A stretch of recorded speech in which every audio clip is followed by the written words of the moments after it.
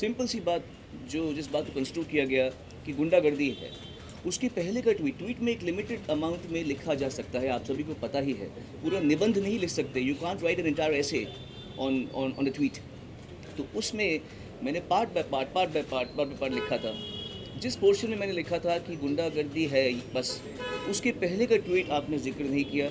मैंने लिखा था कि I am equally against the temples and the gurdwaras who are using electricity to wake up people from the sleeps who do not follow the religion.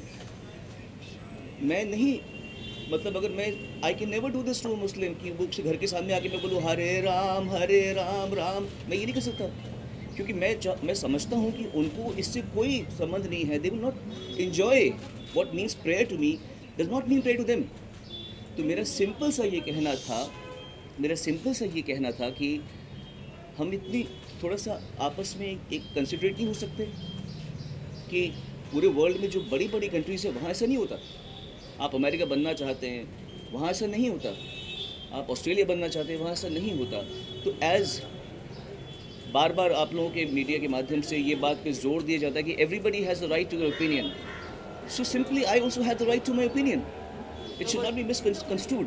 तो मेरा opinion ये है कि चाहे वो मंदिर हो, चाहे वो गुरुद्वारा हो, चाहे वो मस्जिद हो, वहाँ पर लाउड स्पीकर कोई रिलीजियस नेसेसिटी नहीं है, क्योंकि लाउड स्पीकर का आविष्कार एडिसन की इलेक्ट्रिसिटी के बाद में हुआ है।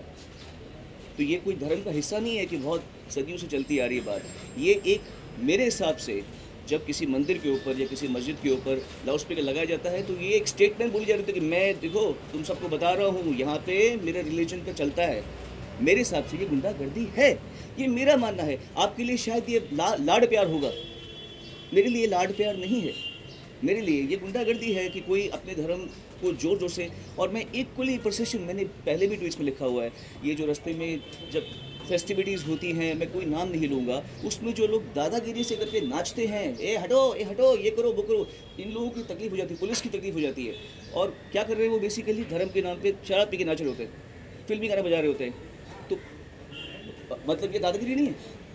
अगर मैं ये इशू कह रहा हूँ तो आप बुद्धिजीवियों को मेरी बात समझ के इस बात को सही तरीके से पेश करना चाहिए, क्योंकि आपके बच्चे भी तो उसी देश में बढ़ने वाले हैं कि नहीं बढ़ने वाले। You want to keep the same country as we live in right now. आपके बच्चों को भी तो आगे बढ़ाना है। जब आपके बच्चे बड़े होंगे तो उनको इससे थोड़ा सा बेटर देश देने में तो आप मदद कर सकते हैं कि नहीं। और अगर मैं ये कह रहा हूँ मेरे ट्विटर के माध्यम से सुबह सुबह उठ के, तो आप इसको अलग तरीके से क्यों ले रहे हैं। मैं मुझ जैसा आदमी, मतलब इतना सेक्युलर मैं समझता हूँ अपने आप को, ना मैं राइट विंग हूँ ना मैं लेफ़्ट विंग हूँ, मैं इधर बीच में स्टैंड करता हूँ। शायद मैं जानता हूँ कि मुझ जैसे लोगों की तादाद कम है, ज़्यादातर राइट विंग है, ज़्यादातर लेफ़्ट विंग है, बीच के लोग बहुत कम मिलते हैं। मैं बीच में खड़ा हूँ, मैं माइनॉरिटी हूँ एक्चुअली।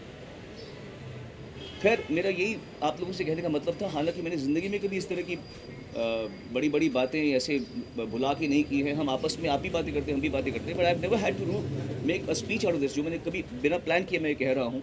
कोई गलती हो तो मुझे माफ़ कीजिएगा, बट मेरे कहने में किसी का निरादर नहीं है। मैं एक सोशल टॉपिक पे बात कर रहा हूँ, ना कि रिलीजियस टॉपिक पे बात कर रहा हूँ। तो इसे उतना तक ही रखें।